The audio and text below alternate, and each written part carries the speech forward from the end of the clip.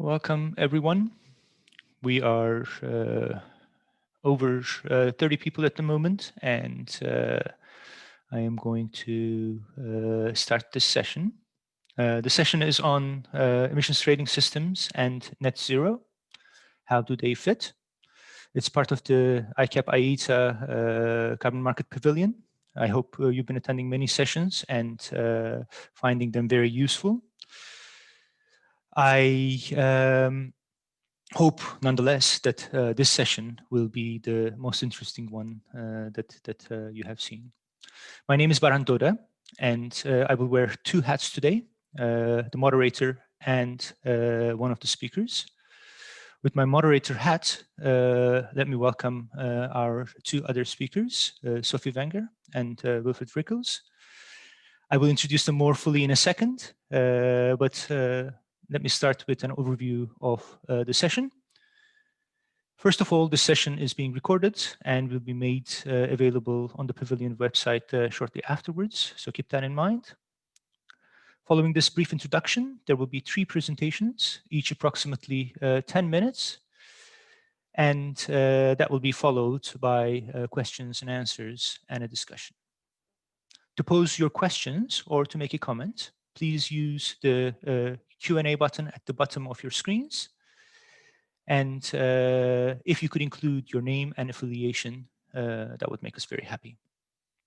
After the presentations, the 3 speakers will try to address as many of the questions or comments that you have made. We look forward to many of them. Now, I'll try to wrap up sharp at 4:15, so everyone can move over to the next item on their agendas, be it in the pavilion, another session, or elsewhere. Let me also remind that there is a related session, a plenary session taking place in the pavilion later on this afternoon on the path to net zero. As promised, let me introduce our 2 excellent speakers. First, Sophie Wenger. She hails from Switzerland. She's been at the climate policy development team of the Federal Office of the Environment in Switzerland since 2014. Very much involved in the negotiations between the Swiss and the EU for the linking of their respective emissions trading systems. Also, since the beginning of 2020, responsible for developing the favorable conditions for negative emissions technologies to meet the Swiss net zero target, which is a target for 2050. She was the project leader for the recent report that the Federal Office has produced, which you can find in the website. We also have Wilfried Rickels. He is the director of the Global Commons and Climate Policy Research Center at the Kiel Institute for the World Economy. His primary research interests are the measurement of sustainable, particularly oceanic development, and the analysis of climate change mitigation with a focus on the role of negative CO2 emission technologies and solar radiation management. He has a recent paper called The Future of, in parentheses, Negative Emissions Trading in the European Union. It is intimately related to many of the topics that will come up today. The third speaker is wondering how he ended up with such a panel and is very proud to be able to kick off the presentations. My name is Baran Doda. I'm an economist, and I have been with the ICAP Secretariat for just over a year now. Before then, I was a researcher at the Grantham Research Institute of the London School of Economics, focusing mostly on the design of carbon pricing instruments and linking. With that, I will start the first presentation and look forward to any questions that may come to me that I will address later on in the session. So, the session title, Emissions Trading Systems and Net Zero, How Do They Fit? A brief overview to start with. There are increasing number of mid-century net zero targets popping up around the world. And these net zero targets necessarily require drastic abatement efforts, given that currently removals are at very small scale. This means that all sectors need to contribute, and all jurisdictions need to contribute. Now, some of these emissions are very hard to abate with current technologies or at acceptable cost, which means that if we are to get to net zero, removals via negative emissions technologies, or NETs, will also be required to compensate for residual emissions or to compensate for any overshoots that may take us off the path to paths that are consistent with Paris Agreement targets.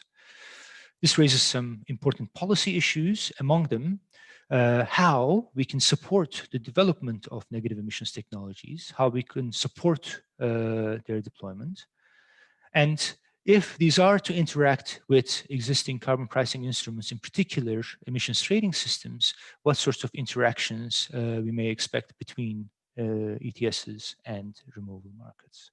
I will have a lot more to say about each of these in the next 10 minutes or so. So, net zero targets, decarbonization pathways, and technology options. As I mentioned, there are net zero targets popping up in many different parts of the world. Here we have a pyramid where at the bottom, the net zero target is at the pledge stage, and at the very top, where you have achieved your net zero target already. We have several jurisdictions, some of them subnational, some of them national, some of them supranational, each with a negative net zero target. This is a very, very dynamic pyramid. If we were having this conversation a month ago, Japan and China would not be on it. If we were having this conversation 3 days ago, Korea would be down here in the pledge section. But 2 days ago, draft legislation was introduced in the parliament, so already up the pyramid. China recently made the big announcement regarding a 2060 target. These are all very important policy announcements working their way towards enshrining this in law, and then in the case of some of the smaller countries, achieving them already. One thing to notice in this diagram is also the fact that the jurisdictions that have net zero targets, many of them also have emissions trading systems in place. Emissions trading systems are a popular way of driving abatement, and these countries, these jurisdictions, these supranational organizations will have to think about the relationship between their emissions trading systems and how to use it to achieve net zero targets. Now, as I mentioned, the list is rapidly evolving. President-elect Joe Biden, in his platform, has a net zero target for the USA. That is for 2050, as most of these targets are, with the exceptions noted. So soon, we may be able to add the USA in this pyramid as well. When that happens, that'll be more than half of the global emissions covered by a net zero target. Now, decarbonization pathways. These net zero targets are motivated by scientific background, and here we have to go to the most authoritative report, and recent one as well, the IPCC special report on global warming of 1.5 degrees. The report concludes that the carbon budget consistent with the 1.5 degree target is extremely limited, and at current emission rates, it will likely be depleted within the next 2 decades. Now, here on the right-hand side is a graph that might be familiar with those who follow ICAP publications. This is from the status report of 2020. It shows one of the many possible scenarios that would get us to 1.5 degrees of warming. This is a middle of the way scenario, not too aggressive or outlandish in any of its aspects, in terms of technological assumptions or behavioral change or anything like that. Where we are here is basically just before the emissions peaking. By the middle of next decade, we will get to a point where there will be a difference between gross and net emissions if we are to meet the 1.5-degree target. That gap between the gross and net emissions are going to grow as more and more negative emissions technologies become active and remove at greater scale. By the middle of the century, we should be at net zero. And towards the end, we should be net negative. Keep in mind that this is all to get to 1.5 degrees target. Now, as you can see in the lower part of the graph, below the horizontal axis, there is a very colorful area that is the total amount of negative emissions emissions we need in order to meet the 1.5-degree target of the Paris Agreement. That means that we're going to need a lot of removals. This is one scenario. There are many others, but I will quote directly from the report, which looks at a variety of scenarios. And I will read out, because this is an important one: all pathways that limit global warming to 1.5 degrees centigrade with limited or no overshoot project the use of carbon dioxide removal on the order of 100 to 1,000 gigatons of CO2 over the rest of this century. That is a lot of removals. How are we going to do it? There are a variety of technologies out there. Some of them we are familiar with: afforestation, reforestation. These have been supplying offset credits to many of the emissions trading systems, or been the source of finance to developing countries, climate finance to developing countries. So those are things we're familiar with. There are many controversial ones like ocean fertilization. Some of them are at early stages of research and development, like enhanced weathering and ocean alkalinization. Direct air capture and storage is something that is already operational, but the costs are very high. Bioenergy with carbon capture and storage is important and needs to be developed further as well. And there are many different approaches, techniques within these general classifications. What I would like to draw your attention to here is that removals is not just forestry related projects, but also many other techniques. All these negative emissions technologies differ significantly in their costs, in their technological development, in the permanence that they can offer with biological sinks associated with forestry and soil carbon sequestration deemed to be somewhat less permanent than geological reservoirs associated with direct air capture and storage and BECCS. So there's quite a bit of variety across these options. Excuse me. So what are some policy considerations for supporting negative emissions technologies, which we will need at large scales, as just shown? First thing we have to take into account is that the balance between abatement and removals to reach net zero has many different dimensions. Here, we first need to talk about perhaps the social preferences. In particular, is the population neutral with respect to having 10 units of emissions and 10 units of removals, leading us to zero, net zero, or 2 units of emissions versus 2 units of removals, leading us to net zero, or zero altogether, not depending on negative emissions at all? What about the society's preferences with respect to alternative negative emissions technologies, forestry versus direct air capture versus ocean fertilization, perhaps? Or what is the society's position with respect to international versus domestic removals in order to meet a jurisdiction's net zero target? These are difficult questions to answer. Also, jurisdictions may differ in their access to biological and geological sinks, or may have domestic fossil fuel reserves. This will definitely have an impact on the balance between abatement and removals. Each of these technologies come with positive and negative externalities. Some of the soil-based methods can enhance soil productivity, a good thing, but relying excessively on afforestation, reforestation, or BECCS might create competition for land, which might otherwise be used for agricultural products. Distributional implications within and across countries is also important. Here, I am thinking about some countries, jurisdictions specializing in removals while others continue to abate. This may not be something that we are comfortable with as the global society.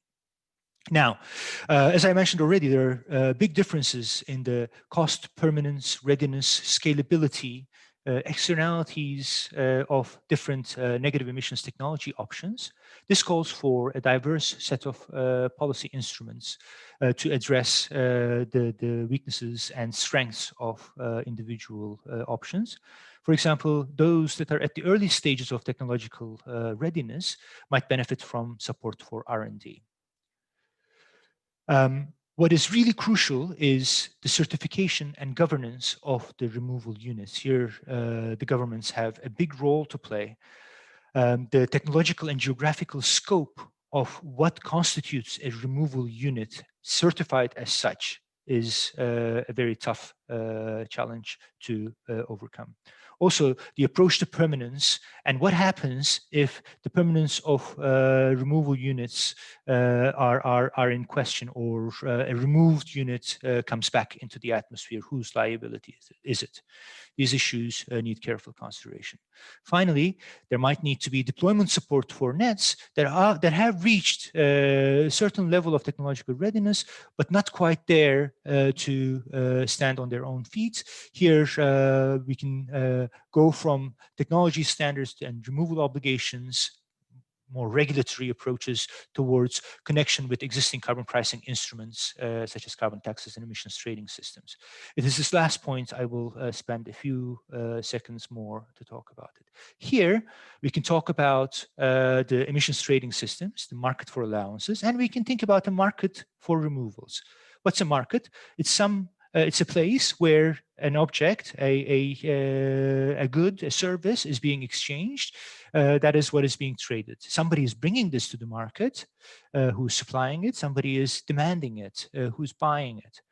We are quite familiar with the allowance markets. Here, the thing that is being traded is typically the right to emit 1 ton of CO2 into the atmosphere. The government is the primary supplier of this object, and covered emitters primarily are the main demanders for it. The market for removals is a bit different. What we have here is a certificate which guarantees 1 ton of CO2 has been removed permanently from the atmosphere. It can be generated by various negative emissions technologies and brought to the market, and it may be demanded by only the government or only the private sector, where companies and individuals are offsetting their individual emissions for voluntary offsetting purposes, or it could be mandatory. The government can mandate private citizens or firms to offset their emissions. This may be inside the emissions trading system or outside. So many different ways of interaction between the market for allowances and the market for removals can be envisioned, ranging from absolutely no interaction between the two, going towards full integration, i.e. a single market. So with that, I would like to make some concluding remarks. Both abatement and removals will be required for achieving the net zero targets that are being set around the world, that are necessary for reaching the 1.5 degree target. The balance between abatement and removals will likely vary across jurisdictions and over time. Developing, governing, and upscaling removals using negative emissions technologies requires very careful policy intervention and probably calls for a diverse set of instruments. The interaction between emissions trading systems and markets for removals can take many different forms, ranging from no interaction to single market. ICAP Secretariat is busy exploring the various options along this spectrum. And I can already put a plug in for ICAP Technical Dialogue paper coming in early 2021, which we look forward to releasing in the new year. So with that, I thank you for your attention and pass the floor over to Sophie. Sophie. You can share your screen now. Thank you, Baran. So sorry. Just a minute. not good at multitasking. Okay. So hello, everybody. I'm happy to be here today. So Sophie Wenger from the Swiss Federal Office of the Environment. Thank you very much to ICAP for inviting me. I'm happy to briefly walk you through the Swiss net zero target and our thinking on negative emissions, and very briefly we'll address the issue of ETS and net zero, how that could fit there. I can already say we have more questions than answers today, so we very much welcome the work, the initiative taken by ICAP to further look into this issue. So the Swiss government last year announced a net zero target for greenhouse gas emissions by 2050. For external observers, it was basically just a press release. So for many of the questions was, what does it mean? The press release had a few indications on what the intention of the government is. So on one side, it should cover all greenhouse gases, and by 2050, there should be a balance. So not more should be emitted than could be absorbed naturally or by technical means, the press release says. Also, it indicates that the primary goal is still to phase out to the maximum the use of fossil fuels. So expect that emissions from these fuels can go down almost to zero in the transport, buildings, and industry sectors. Then finally, also the aspect of international contributions is raised, but it's not very, wasn't very clear at this stage in the press release.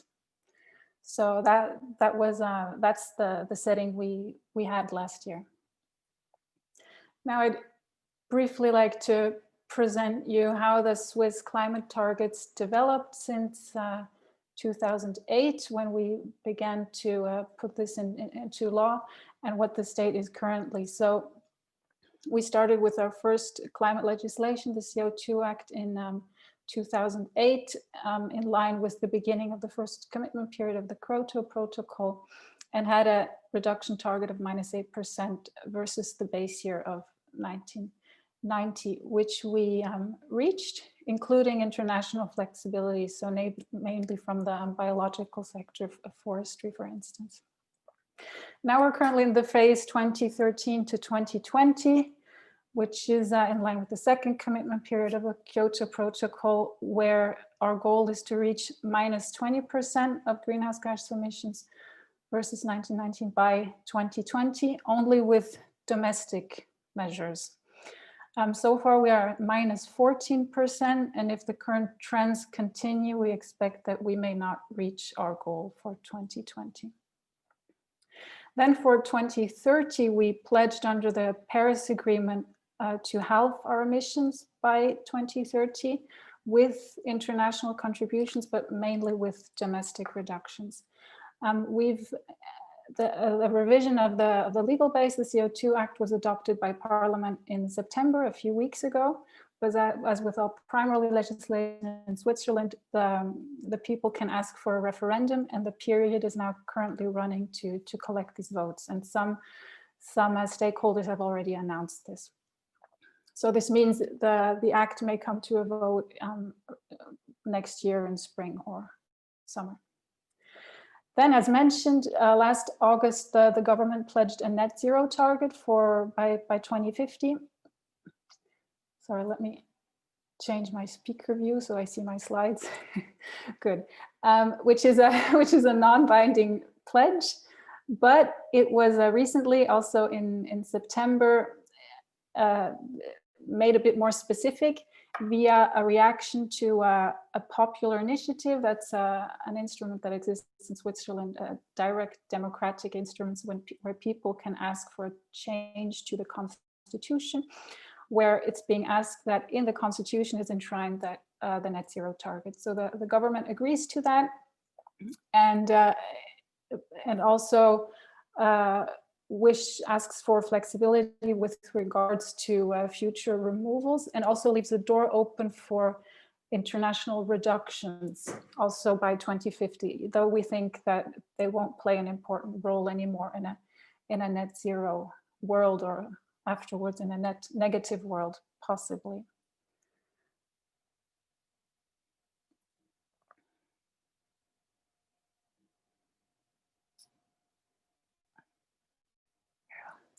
So having some trouble with Zoom sometimes. Good. So another thing which was communicated in September by our government, which I think is really important in Switzerland to help assist and frame the debate on negative emissions, is a report on the importance of negative emissions for a future Swiss climate policy, which is in response to a request by Parliament.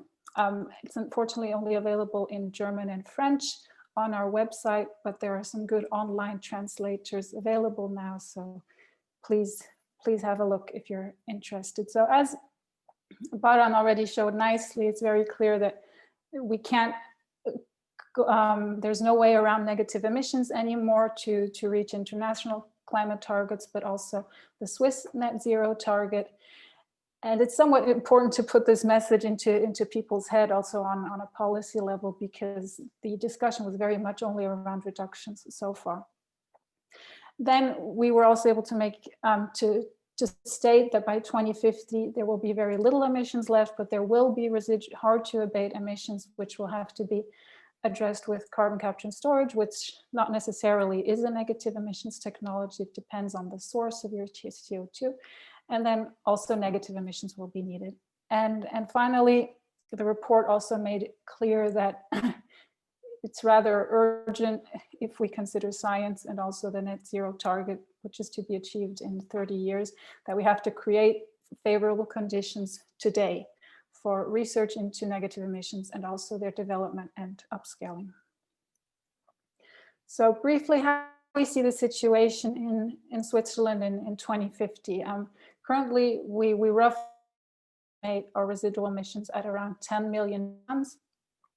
Currently, we are at 45 million tons CO2 equivalent, and they will come mainly from three sources. So from cement production, from the chemical process, we expect that fossil sources will barely be used anymore in the production process, from waste treatment, and from agriculture. And since the emissions from the cement sector and the waste sector will come from point sources, we think it's reasonable at this stage to apply carbon capture and storage to the extent possible. And interesting is also that in these sectors, possibly if biomass is burned, you have a bioenergy carbon capture and storage plant, which can provide negative emissions to possibly also help remove the emissions from the agricultural sector, which in any case will require negative emissions. There, the amount, of course, will depend on how agriculture will work by 2050, and if perhaps the diets of people will have changed. Then an undecided point, but which I think is important also in the global discussions, is the inclusion of not of international aviation emissions.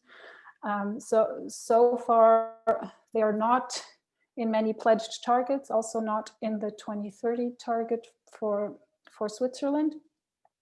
But in the counter proposal to this popular initiative for 2050, the government, for the first time, made the statement that the government wishes to include international aviation emissions in the Swiss target for 2050 to the extent that this is possible. So there are some methodological difficulties in assessing the non-CO2 effects of aviation, for instance, but the statement now is clear that to the extent possible, everything, all the climate effects of aviation should be covered.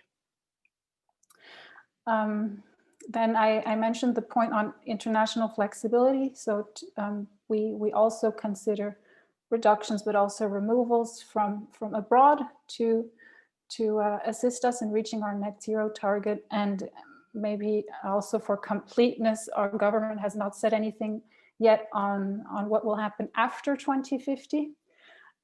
But there, as Baran showed nicely, science says that in most cases we will have to be in a net negative world. Then the report on negative emissions also sets out a few ways to move forward to set these favorable conditions that we want to have to develop negative emissions technologies as they are conceptualized here in the graphs, in the small icons on the right. So one very important thing is still at this stage to help improve understanding regarding the basics. So on the terminology and also on the fact that we can't come around these negative emissions anymore on all stages.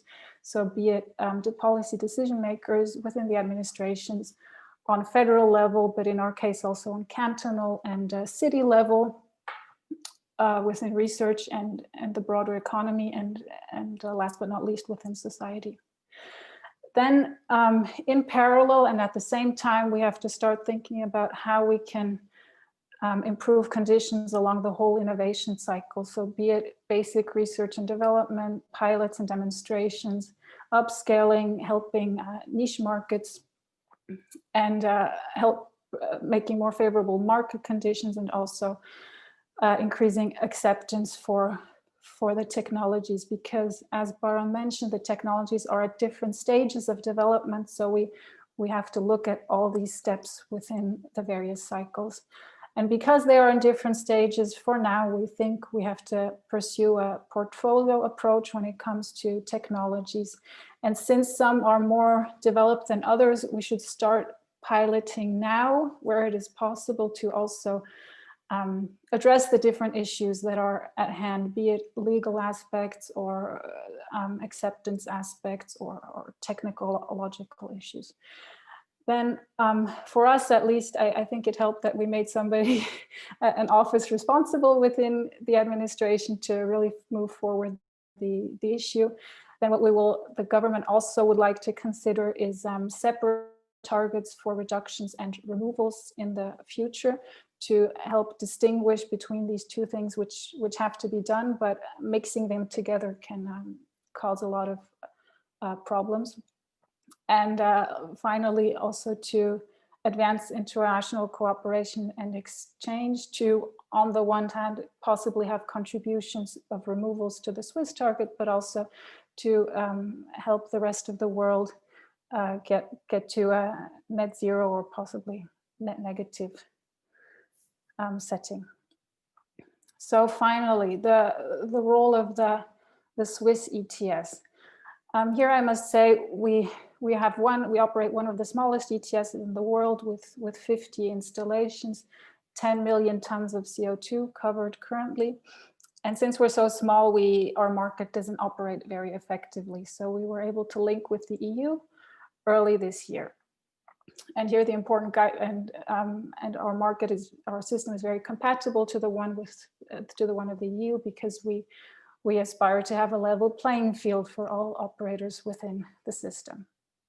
So that also means that with this relationship now we are a little less free in doing what we want, but at the same time, of course, we have the advantages of being linked with this very large market. So that's one possible constraint when thinking about further developing the Swiss ETS. Then what has to be considered with regards to net zero is that within the Swiss ETS, the main emitter is the cement sector. Our power sector is CO2 free. And this is the challenge that we have, and there we see carbon capture and storage as the most reasonable option at the moment. So our specific question would be, how can we incentivize carbon capture and storage in the cement sector? And another thing which keeps us thinking is that if you capture carbon, you have to store it somewhere. And in Switzerland to date, we don't have any geological storage sites, and there are also to date no explorations ongoing, because right now there are not the incentives. The incentives are not in place. So in the short to medium term, we probably will need international or specifically European storage sites. So here the question could be, what's the role of the ETS with regards to this issue? And with that, I come to some questions, which maybe there's time to address, but which we will also have to look into in the coming months and years probably. So the first one regarding the emissions in the ETS sector is, what could the ETS do in the short and medium term to help accelerate deployment of carbon capture and storage in the plants that exist in the ETS, and also to help accelerate research and development. Then, as Baran said, there are also other policy options. So what are the limits of an ETS? And considering that we have to scale up this topic within the next 30 years, what are additional policies that could help the ETS sector get to net zero? And then finally, at least in Switzerland, the half of the residual emissions will come from the non-ETS sector, so from agriculture. And would there possibly be a role for the ETS to incentivize negative emissions also for the non-ETS sector? I'll close with that. Thank you very much. Thank you very much, Sophie. That was super helpful. And now it's actually towards the end. You raised the issue of EU ETS and Swiss ETS. I know that Wilfried's presentation will have a close look at the EU ETS as well. So we're looking forward to Wilfried's points. Go ahead, Wilfried. Yeah, thank you very much. Welcome. So, can you see my slides? And also, when I move forward? No. Yes. Okay. Yeah. Thank you for the opportunity again to share some thoughts on negative emission trading. We looked at it quite conceptually, but both speakers before gave already a great introduction to what I'm trying to tell. So this one market integration idea. So first, one very still conceptual slide. So what we here see on the slides is these gray areas, arrows. That's what we are doing. So we emit CO2 or another greenhouse gas, and then we have to surrender a corresponding amount of allowances.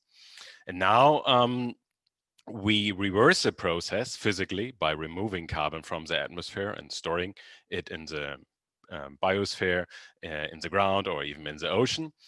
And thinking about also then reversing this accounting transfer on the right-hand side. So kind of getting new certificates, for example, from already used allowances in the past. So we recycle them, so to say, they become again available for emissions. We found that it was for us thinking about this a new emission trading scheme. It was easy to conceptualize it by introducing a supply of nets which extends the cap, and then we have an effective cap, which then allows you to see where these two curves intersect, the marginal abatement cost curve and the supply curve, or the effective cap, and then you see the new equilibrium and can determine how much of abatement has actually been substituted. Sorry. That this is necessary even if you do not want to substitute abatement becomes clear if we start thinking about negative caps, which is currently in scenarios of the European Commission. And it will also become actually necessary if you would think about a zero cap and would draw here a more realistic marginal abatement cost curve, which goes only asymptotically to the y-axis. You cannot get with the abatement cost curve to the left of the y-axis, so therefore you need there an extension of the cap by the supply of negative emissions in case you want to have these negative caps. And then in this paper we looked at various design options, how to introduce these certificates from nets and how to organize them in the market. And one topic Sophie already mentioned is that you have separated targets. And our impression so far, at least for those technologies which are mainly discussed for the integration into the EU ETS, BECCS and DACCS, the costs are still so high that if you introduce them in an open market, you would not substitute abatement. So you are here in this figure on the right-hand side in panel B and D. So meaning even if there is supply of certificates, you would still rely fully on abatement.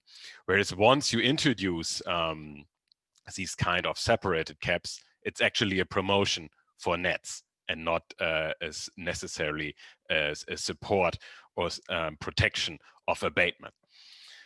Still, such separated targets could be beneficial because these technologies, as we already heard from the previous talk, still need to be developed. So we need to provide their incentives.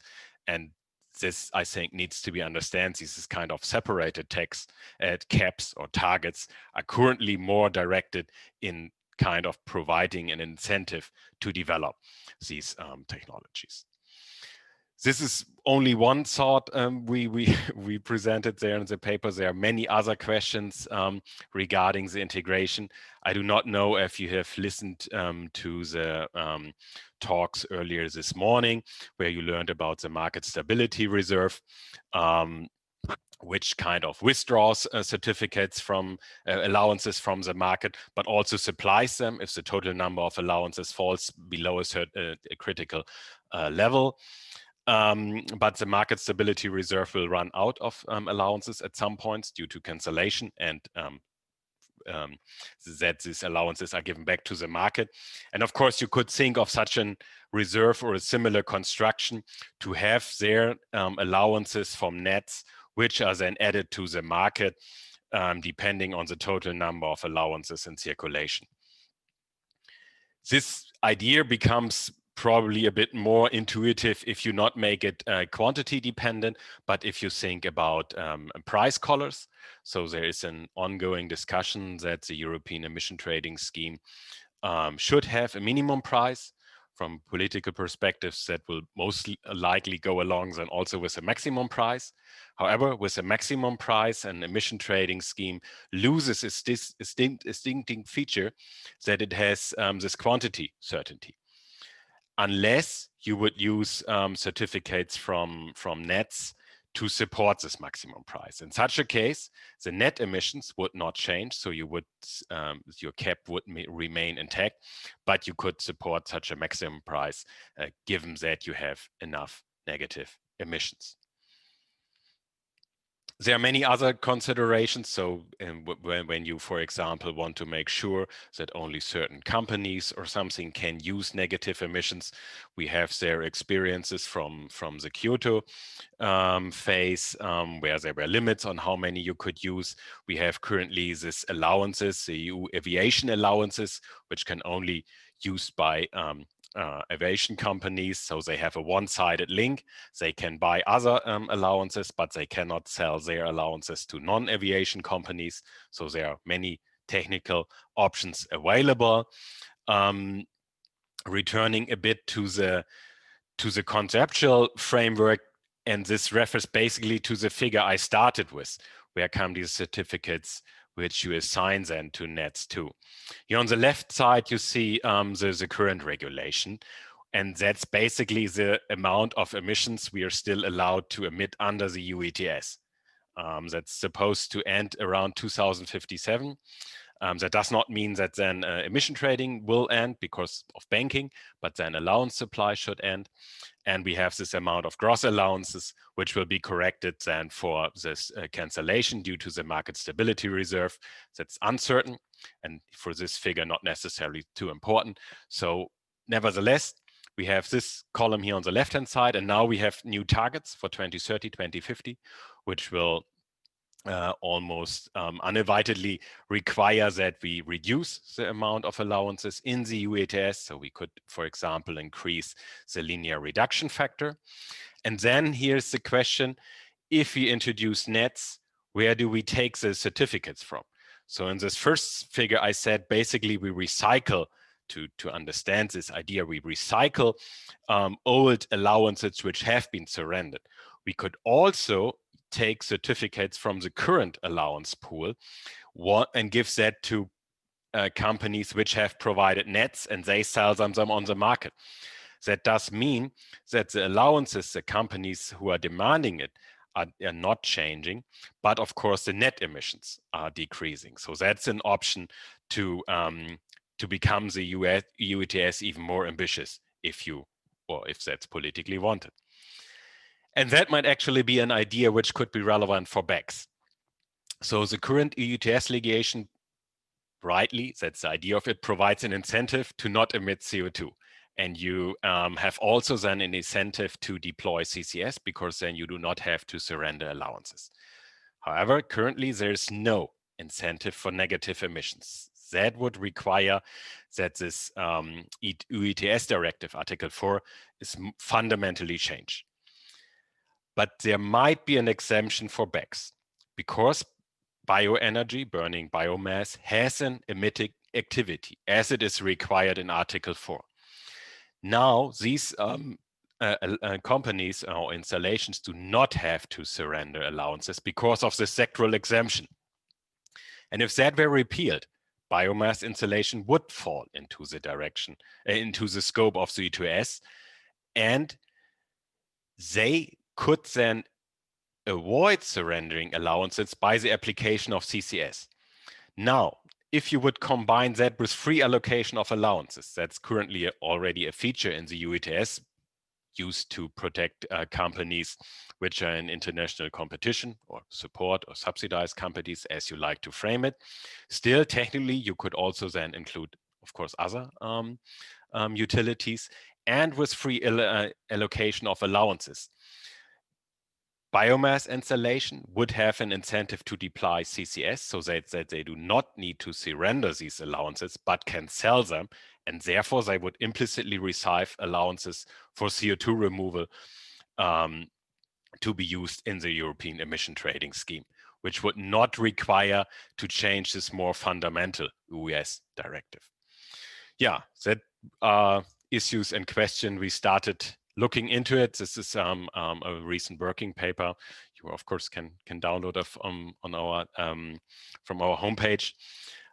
Overall, I mean, this debate is still in a very early state, and it's very uncertain which technologies are integrated, at which pace and extent. In our paper, we had a strong focus on BECCS and DAC and direct air capture with carbon capture and storage due to this verification, but that might change to other policy proposals. Nevertheless, achieving ambitious climate policy and net greenhouse gas targets, it's necessary to apply negative carbon emission technologies, and therefore we think to integrate them into the EU ETS to provide proper incentives for the deployment of these technologies. Thank you. Thank you very much, Wilfried. If you could stop sharing your screen so participants can see more of us. There were several questions in the chat, which I've tried to answer as we went along, and noted some of them for us to consider. So before we go on to that, and we have about 10 minutes to do that, I want to thank both of our speakers very much for their insights and ideas and great presentations, and now move to some of the questions.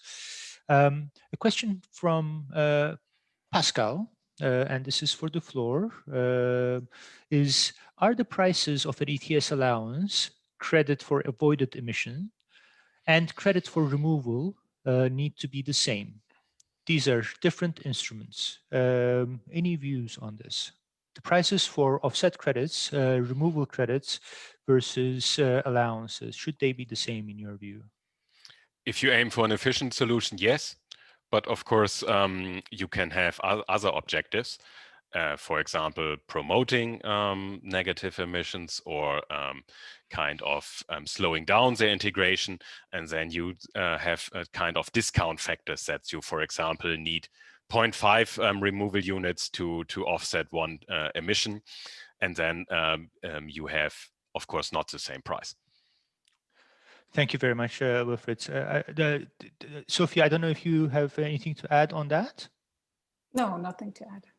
I have one point. It may be that that the government may award the price of an allowance for a given technology, but may want to go further in order to incentivize the further deployment of it, just like feed-in tariffs did for renewable energy technologies earlier. So there are many different ways that the markets can be organized and provide support for various things.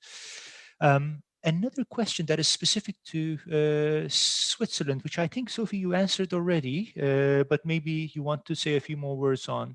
Pedro asks, how does the recently signed agreement between Peru and Switzerland correlate with the latter's net zero strategy, Switzerland? Will ITMOS play a significant role for Swiss net zero? So the framework agreement we negotiated for Peru is has its base in the pledge under the Paris Agreement for the 2030 target, where we say mainly domestic reductions, but also international contributions. That's the immediate the immediate goal of this agreement. But also the government said that for the net zero target, we wish to at least consider international contributions. So possibly also the Peru agreement could provide contributions for the 2050 target, and possibly even removals under that agreement. Thank you very much. Let me open. There is several new questions that came up that I had not seen. Another continuing on the same theme, so perhaps I can leave that with you, Sophie. How Article 6 could play a role in the EU-Switzerland with removals? EU-Switzerland link with removals, I believe, is the question. Would Article 6 cause complications or clarify things for the two jurisdictions? That's an interesting question. We don't have any final answers for this, but Article 6 could be relevant for the linking agreement we already have. So for allowances being transferred between the two registries and also surrendered for compliance, that might have to be considered under Article 6. And then if someday removals are considered or included in the EU ETS and possibly Swiss ETS, then we'd have to look into the situation again. And there also may be the special case where we capture CO2 in Switzerland from a cement plant, for instance, and we export it to, let's say, the North Sea, Norway. This may also be considered an activity under Article 6, which may also be covered by the linking agreement. So there are still many points we have to look into regarding that. I think one of the main messages that is coming out is that even though these things, negative emissions technologies, removal units are very important for the achievement of Paris Agreement targets, the thinking and policy frameworks within which these are to be incorporated and incentivized are very much work in progress. There was one question that I wanted to pick up on, and that is the difference between offsets and removals. It is something that often comes up when I talk to colleagues and give presentations on this topic. And a lot of the intuition that people have is colored by the experience with offsets and carry over to the discussions around removal units. Now, in a sense, removal units are subsets of offsets, because some offsets are avoided emissions versus some offsets are genuine removal, say through forestry, provided that they are they are permanent and regulated properly. Now, I think fundamentally the difference between the offset and the removal unit is that offsets have a more general definition, which is one that includes avoided emissions, whereas the removals are 1 ton of CO2 removed from the atmosphere and certified as such. Now, on this topic, there are a number of questions about the importance of and the risks associated with CCS, which is part of BECCS and DACS technology options, bioenergy and direct air capture, combined with the CCS, whether we are betting too much on the availability of this technology, and whether and how this can be incentivized using emissions trading systems. Any views from Wilfried or Sophie on this question? Maybe I also pick up first offsets versus removals. I think it's important to keep in mind what is the target. Still, are we like in 2030 and we still have positive emissions? Are we in a heavier zero cap or a negative cap? And once, given that we would achieve that beyond 2050, we only have kind of residual emissions, you cannot use offsets in that sense more, because there's nothing to offset anymore in another place. So with offsets, you have basically a transfer between regions, whereas with removals, you have basically a transfer between time. So it's time traveling because you remove carbon which has already been emitted.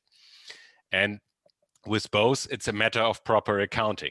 So with offsets, you, of course, if you use offsets from regions which do not have a target and it's not accounted there, you're not really reducing emissions.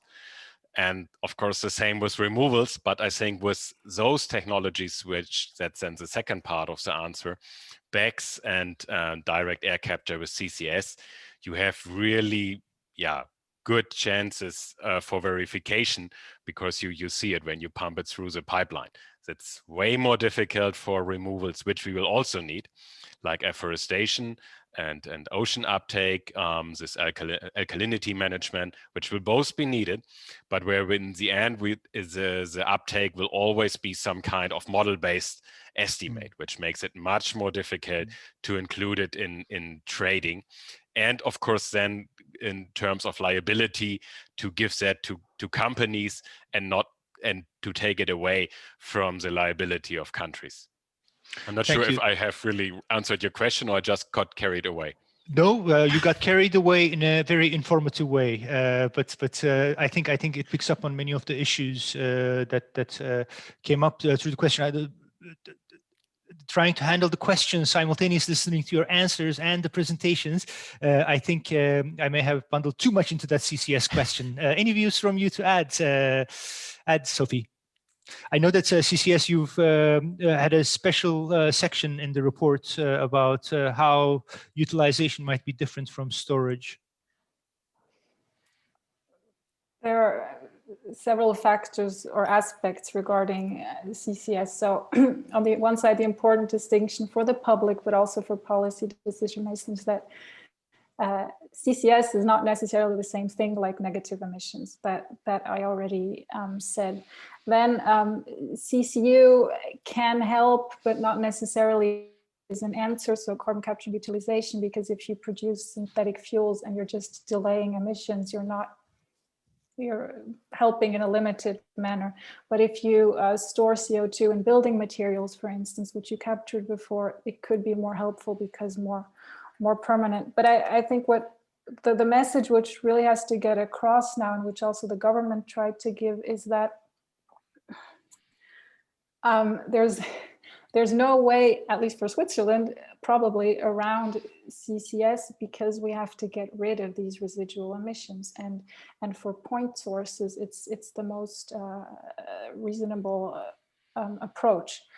Then I think what we have to be careful about is to not give the impression that we are avoiding to try to mitigate or to abate, and instead we're trying to bet on the removals. So this is a very important message we have to give across. We have to get rid of fossil fuels.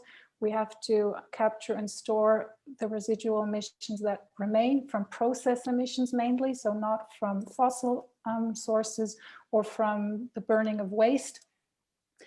And it certainly, there shouldn't be any incentives that makes a polluter rather buy a removal unit than reduce to the maximum his own emissions. And maybe on a side note, the Green Party in Switzerland was the first party now recently to make a statement on carbon capture and storage in the framework of the net zero discussion, and they also considered it a necessity. So the other political parties, they haven't exposed themselves yet on this issue, but that's an interesting change in the way people, also politicians, think about this issue. Thank you. We've had almost no time devoted to the political aspects of this important question, and we are already out of time. And I haven't also gotten to all the questions that were posed, but hopefully to many of them. I would be happy to respond via email if the authors of those questions were to send them to me, and even consult with Wilfried and Sophie to find more informative answers. Thank you very much, Wilfried. Thank you very much, Sophie. Thank you for all of you who participated and posed questions. I hope you found the session useful, and I hope you will continue participating in this event. Thank you very much, everybody. Thank you. Thank you. Bye-bye.